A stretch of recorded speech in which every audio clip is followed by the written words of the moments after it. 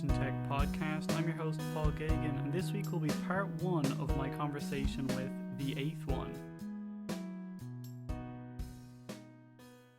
As I mentioned, this week's episode is actually going to be a conversation between me and The8thone. It'll also be the same next week as well, because this episode has been split into two parts, and we're going to be talking about quite a few different things, from people's perception of people with disabilities, especially those who are blind, and how they might change after you meet somebody with a disability, because it's more on your mind. So we're going to be talking about that, assistive technology, and a lot of other really interesting topics. So make sure that you tune in this week and next week to catch both parts. Also, just to mention, the Envisiontech podcast is available on multiple different platforms. It's available on YouTube, Spotify, Amazon, Audible, and Apple Podcasts. So definitely head over to those and give us a follow on there as well if you want to listen along on one of those instead. Without further ado, let's move on to the actual conversation with me and The8thone. I am here with my guest, The8thone. So do you want to say hello there? Hello. So I suppose just to give everybody a little bit of background about you, what is it that you do? Oh God. Best way to sum it up. My online persona and my real life persona are two very different human beings. Online, I've done some content on Twitch and on YouTube, and I've recorded a few interviews here and there. And in real life, I deal with, well, furnishing of properties, I suppose, the easiest way to describe it. Right. So how would you say your background is in tech exactly? Would you say you know a lot, a little bit? You know, do you have any kind of background? Have you done any courses? You know, anything like that? The only course that I've ever done with tech, really, was back in school and in college. So I wouldn't really say I'm trained in tech, I suppose. I mean, Okay. I did do my college degree in electronical engineering, but that focused more on the actual hardware side of things. Um, Yeah. but with tech side of things, I've had to learn a lot when I went into content creation. But everything that's been done by me has been very much like oh God, like using OBS and different sound systems. So really more towards the already made programs and hardware that work together. So Yeah. I'd say basically moderate. Okay. So you're not a tech expert, but you're also not, you know how to use a phone and, use a computer and, stuff like that. Obviously setting up stuff to actually work properly, like as you said, with recording hardware and stuff like that, like an actual, you use an XLR microphone, do you? Yes, I use an XLR microphone. Yes. Yeah. So as you said, you're pretty in the middle there in terms of most people, I think. And I suppose just because I'm obviously blind, have you actually had much experience with other people with disabilities or who are blind? I suppose is a good question. I'll be honest, no. At Right, all. that's good. I was In the hoping you'd say slightest. that. It's That is just good. you that I know that is in this unfortunate, in certain cases unfortunate, in certain cases I would argue very fortunate Yeah. situation. hmm No, that's good. I was hoping you were going to say that because that'll make this episode even better. Because if I was going to, talk to you about some of the stuff that I'm going to talk to you about, or get you to do some stuff that I'm going to get you to do, and you maybe already knew about it, then that would be, not as good. So Oh that's God, you've got fantastic. tasks for me to do. I don't know if I'm I ready. do. I do. I just as some background, The8thone actually asked me if I wanted to share anything with him beforehand, and I opted not to. So he has no idea what we're going to be doing here today or what we're going to be talking about. All his responses will just be based on what he thinks in the moment and his actual experiences. So I thought that'd be way better and give a more genuine kind of experience, like you were actually talking to somebody about some of these things in person. So perfect. Let's get started here. So we've already covered the first thing on my list here, which is, have you ever met a blind person before? Have you ever even really come across anybody who's been blind, even on the street or anything like that, where you're walking around and you might see somebody with a cane, for example, or a guide dog?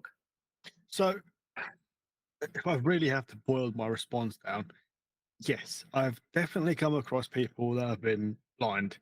But Okay. the obvious ones, like the ones that would have a dog with them, like Mhm. a guide dog, Yeah. um, and the ones that have had canes. However, for the ones that could be walking with a friend wearing sunglasses or just normal glasses, I have no Yeah. idea. So I could definitely say yes. Okay. Perfect. So, as you said, I'm the only blind person that you know. So, if you were to think back kind of to before you knew me, which we've known each other for a few years now, would you say that your perception of people who can't see, or even just people with, a disability has changed at all because of that? Or do you think you already kind of had a good perception of, people who are blind and it's not, if it has changed, that's a good thing. And if it hasn't changed because you already had a good opinion, that's also good. It's just more so because I know some people, when I meet them, they actually are quite surprised at the fact that I can do things like use a computer and things like that. Well, I think the best answer for this would actually be to describe how we actually first met Yeah. fully and actually had a full on conversation. So I would say my first real contact with you was when you came into my stream and you began to be one of the people there interacting with me.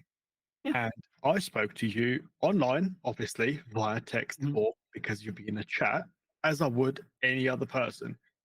Now Yeah. that's a very non-discriminatory way of speaking to someone because I don't have a clue. I didn't have a clue that you were blind at all. Yeah. You were And would able, you have guessed that I was blind not before I until told you? it came across an issue that required vision. So if I Right. asked you, what did you think of my fit today, for example, Mhm. and you would be like, I don't know, I'm blind. Yeah. Okay. And do you think that you're like kind of having that experience of me talking to you over text messages, well, not text messages, like a live stream chat where maybe you didn't know that I was blind. Do you think would you have thought that somebody who was blind would be able to do that? And not even just do that, but even just that you wouldn't recognize, there wouldn't be anything that would tell you that they were disabled in any kind of way. So, right. So you're trying to ask me if I'd be able to tell if someone was blind via a text chat? So no, like like, is that something you thought that somebody who was blind could even do? Like, could go on Twitch and use the chat function, for example, or like, even something like that, because a lot of people I said don't even realize that people who are blind can use computers or smartphones, when I first talked to them.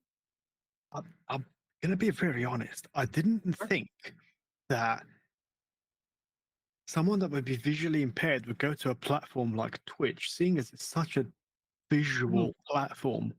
So it never really entered my mind that someone blind would do it in the first place anyway.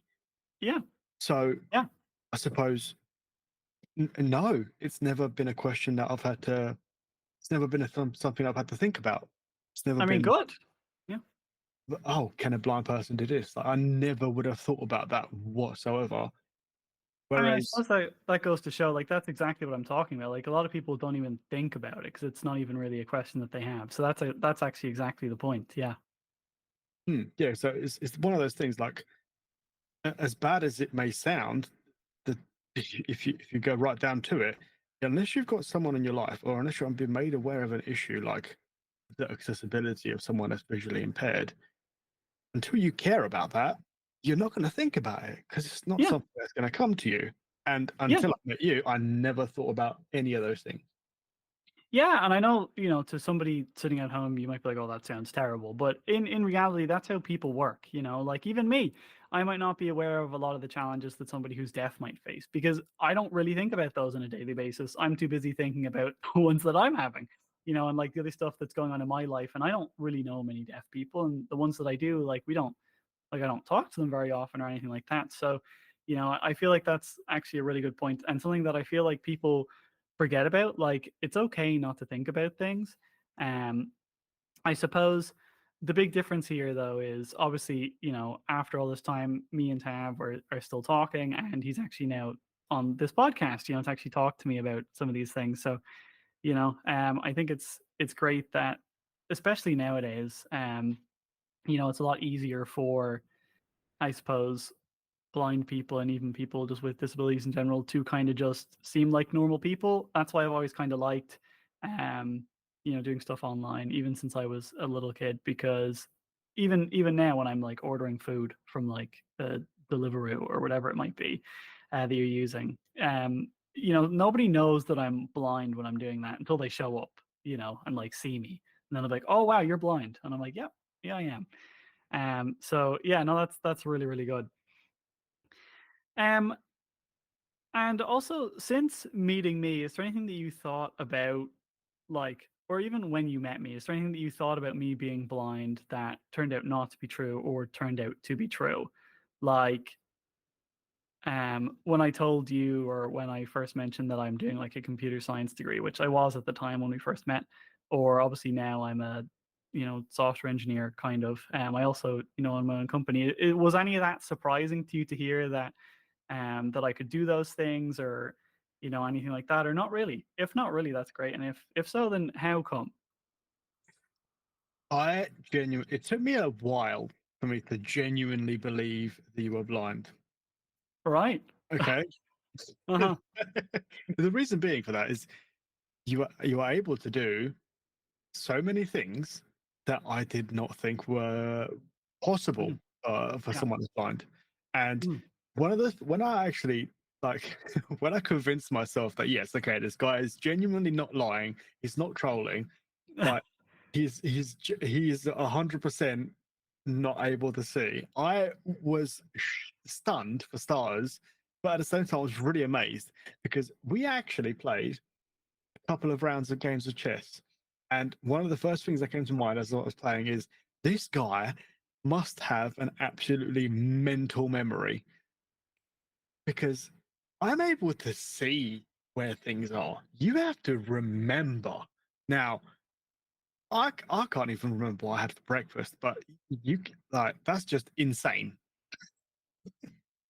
Yeah, I mean, it's weird because I'm actually terrible at remembering things, but I'm also great at the same time. So just like you, and I'm absolutely terrible at remembering stuff like that, like everyday things. Like I actually don't know what I had for breakfast right now. Like that's actually not a joke. I actually don't know. Um, but yeah, when as you said, like we can play chess, I can remember where all my pieces are. Like and obviously that was online. It was on an online like chess game.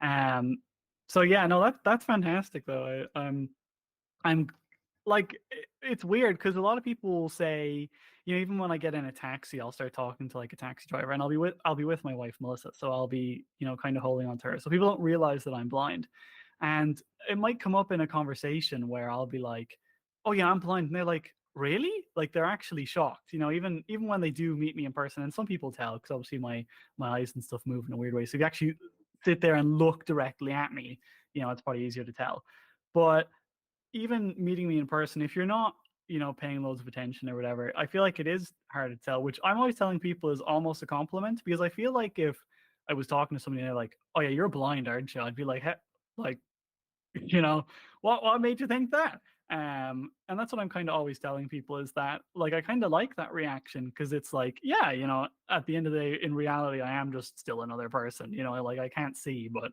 that's about it. Because I feel like people do have this weird perception about. I don't want to say all disabled people, but about blind people, weirdly enough, that they're like, I don't know, like a bit timid or like very like I don't know. Like there's just this weird perception where a lot of people don't think that a blind person could even have like an actual conversation with you about something important. So no, that's really great. I'm really glad to hear that that's actually how you felt. And that's honestly really really good.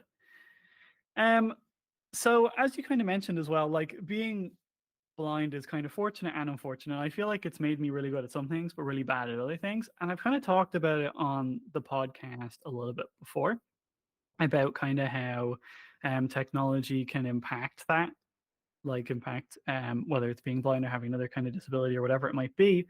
Um, what like do you have any thoughts on kind of the future of technology and like what that could kind of look like, either just in general and how it could impact like somebody's life, whether it be AI or, as I have mentioned before, like self-driving cars or anything like that. I know even me and you have kind of talked about this thing you keep telling me about. It's some camera on like a TV with a light bar or something like that.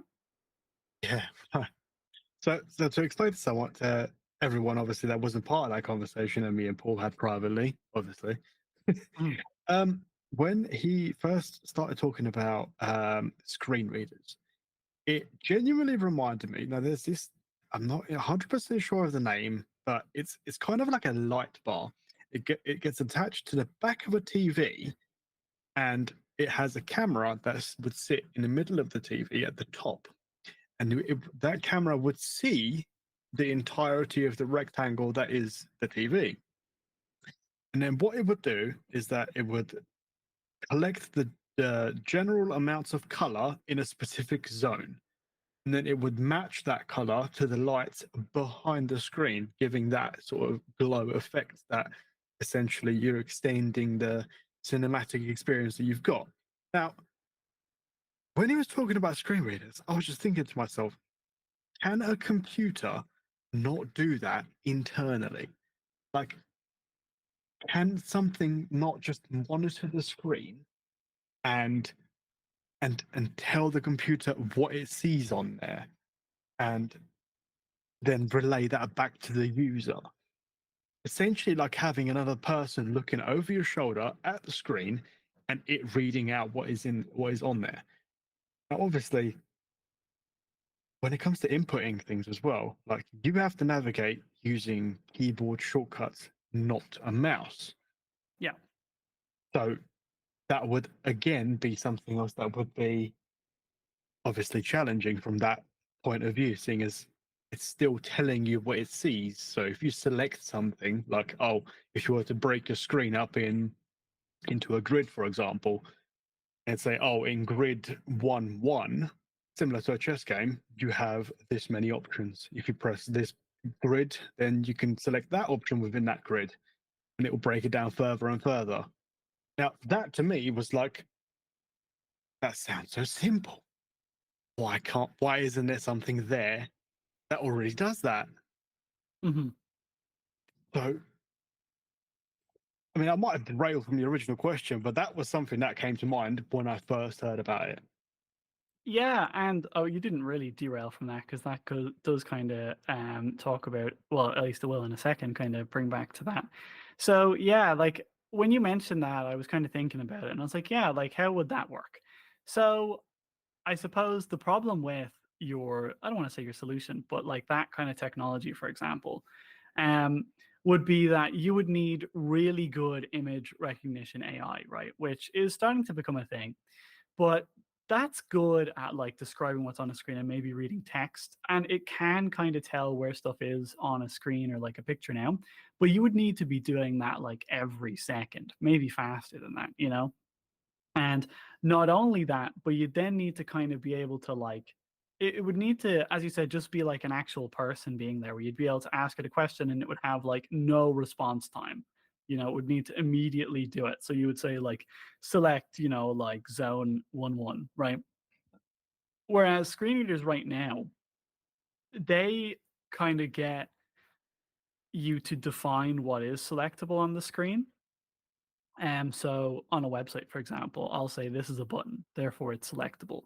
So like screen readers will just know that that's already selectable. So you don't have to kind of do so your solution would actually work quite well for something that isn't necessarily accessible. So let's say I was using, I don't know, something that wasn't Windows that didn't have a screen reader built in or whatever it might be, you know. And that would probably be a really good solution for that. And I think screen readers in the future might actually probably use AI to help certainly kind of do a miniature version of what you're thinking of, where maybe there'll be a button on the screen where it doesn't have a label, for example, and it would just say button for a screen reader. And you're just And thinking it about the will, image here by how it's described visually yeah, from something else mhm, looking in rather than what it's actually named. yeah, yeah.